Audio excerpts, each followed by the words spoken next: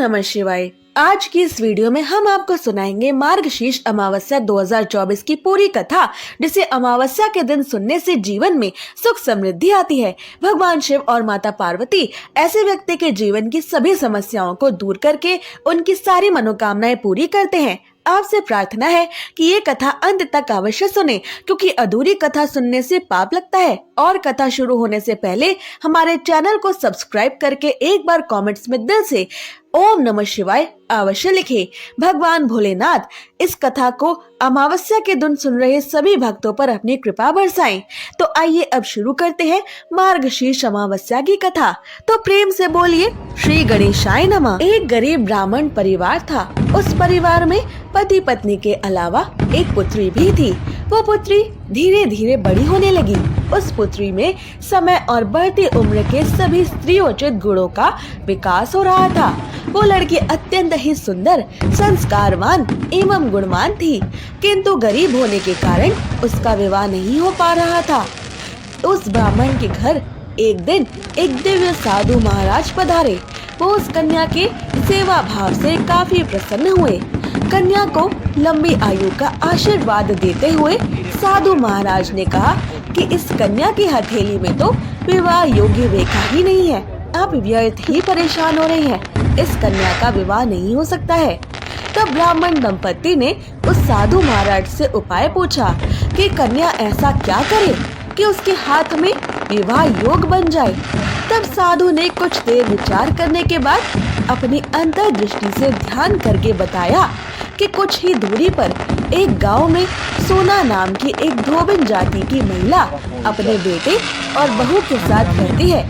वो बहुत ही आचार विचार और संस्कार संपन्न तथा पति परायण स्त्री है। ये कन्या यदि उस सोना धोबिन की सेवा करे और वो महिला इसकी शादी में अपनी मांग का सिंदूर लगा दे, उसके बाद इस कन्या का विवाह हो तो इस कन्या का वैधव्य योग मिट सकता है। साधु महाराज ने ये भी बताया कि वो महिला कहीं भी आती जाती नहीं है। ये बात सुनकर ब्राह्मणी ने अपनी बेटी से धोबिन की सेवा करने की बात कही। अगले ही दिन कन्या प्रातः काल ही उठकर सोना धोबिन के घर जाकर साफ सफाई और अन्य सारे काम करके अपने घर शीघ्र ही वापस आ जाती। एक दिन सोना धोबिन ने अपनी बहू से पूछा कि तुम तो सुबह ही उठकर सारे काम कर लेती हो और मुझे पता भी नहीं चलता। तब बहू ने कहा, माँ जी, मैंने तो सोचा कि आप ही सुबह उठकर सारे काम स्वयं खत्म कर लेती हैं। मैं तो देर से सोकर उठती हूँ। इस पर दोनों सास बहू निगरानी करने लगी कि आखिर कौन है जो हर सुबह उनके घर का सारा काम गुप्त रूप से करके चला जाता है। कई दिनों के बाद सोना धोबिन ने देखा कि एक कन्या अंधेरे के समय में घर में आती है और सारे काम करने के बाद चली जाती है। जब वो जाने लगी तो सोना धोबिन उसके पैरों में गिर पड़ी और पूछने लगी, हे देवी, आप कौन हैं और इस तरह से छुपकर आप प्रतिदिन मेरे घर की चाकरी क्यों करती हैं? तब कन्या ने साधु महाराज के द्वारा कही गई सारी बात सोना धोबिन को बताई। सोना धोबिन पति परायण थी। उसमें एक अलौकिक और दिव्य तेज था। वो तैयार हो गई। सोना धोबिन के पति उस समय थोड़े अस्वस्थ थे, तो उसने अपनी बहू से अपने लौट कर आने तक घर पर ही रहकर ससुर जी का ध्यान रखने को कहा। सोना धोबिन ने जैसे ही अपनी मांग का सिंदूर उस कन्या के घर जाकर उसकी मांग में लगाया तो उसके अपने घर पे उसके पति के प्राण छूट गए, क्योंकि उस कन्या का वैधव्य योग सोना धोबिन ने मिटा दिया। तो उसका भाग्य सोना धोबिन के पति पर आ गया। जैसे ही उसके पति के प्राण छूटे, सोना धोबिन को इस बात का तुरंत पता चल गया, क्योंकि वो एक पतिव्रता स्त्री थी और वो घर से ही निराजल चली थी। ये सोचकर कि रास्ते में यदि उसे कहीं भी पीपल का वृक्ष मिलेगा तो उसे ही भवरी देकर और उसके परिक्रमा करके ही वो जल ग्रहण करेगी। उस दिन अमावस्या थी। ब्राह्मण के घर मिले हुए पकवानों की जगह सोना धोबिन ने ईंट के टुकड़ों से 108 बार भवरी देकर 108 बार पीपल के पेड़ की परिक्रमा की और उसके बाद ही जल ग्रहण किया। ऐसा करते ही उसके पति के शरीर में प्राणों का संचार वापस से हो गया, यानी सोना धोबिन के पति दोबारा से जीवित हो उठे। आइए अब जानते हैं मार्गशीर्ष अमावस्या का महत्व, जिसे मार्गशीर्ष अमावस्या के दिन अवश्य ही सुना जाना चाहिए। इस दिन पितरों की शांति के लिए तर्पण, पिंडदान, स्नान व दान करने का विशेष महत्व है। इस दिन किए जाने वाले पितरों का तर्पण करने से पितरों को शांति मिलती है। इस दिन व्रत रखने से सभी तरह के संकटों का अंत होता है और जीवन में सुख समृद्धि आती है। यदि आप मार्गशीर्ष अमावस्या पर व्रत नहीं रख पा रहे हैं तो पेड़ या पौधे में जल अवश्य अर्पित करें। इस दिन भगवान श्री सत्यनारायण की कथा का पाठ और पूजा करने से भी आपके पितरों को शांति प्राप्त होती है। इस दिन विधिवत रूप से व्रत रखने और कथा सुनने से व्यक्ति के जीवन में सभी तरह के कष्ट दूर हो जाते हैं, चाहे वो कष्ट शारीरिक हो या मानसिक। सत्यनारायण भगवान की पूजा में इस दिन खासकर केले के पत्ते, नारियल, पंचफल, पंचामृत, पंचगव्य, सुपारी, पान, तिल, मोली, रोली, कुमकुम, तुलसी की आवश्यकता होती है। इन्हें प्रसाद के रूप में फल, मिष्ठान और पंजीरी भी अर्पित की जाती है।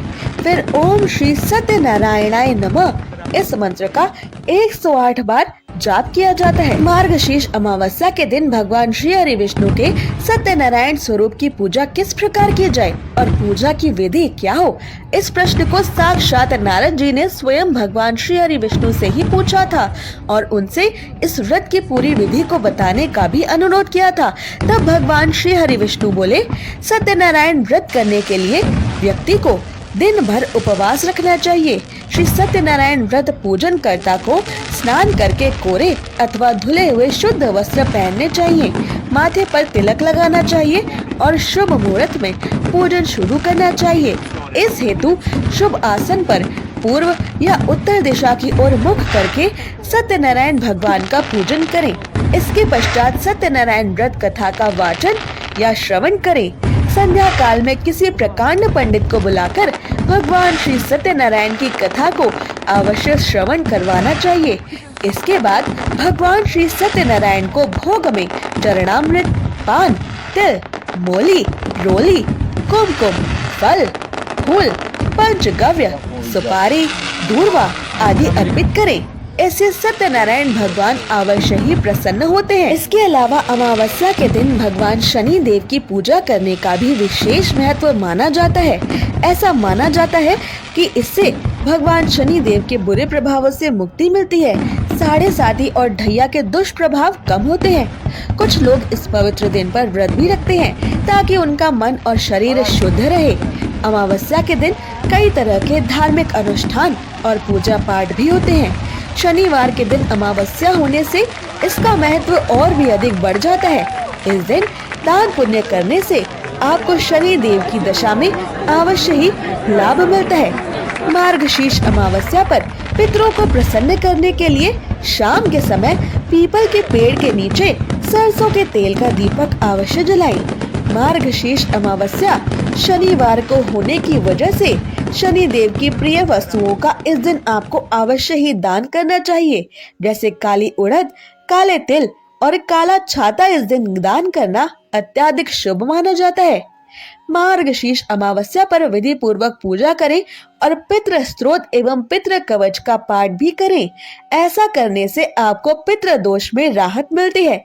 अगर आपको ये व्रत कथा पसंद आई तो ऐसे ही कथाओं को प्रतिदिन सुनने के लिए हमारे चैनल को सब्सक्राइब करें।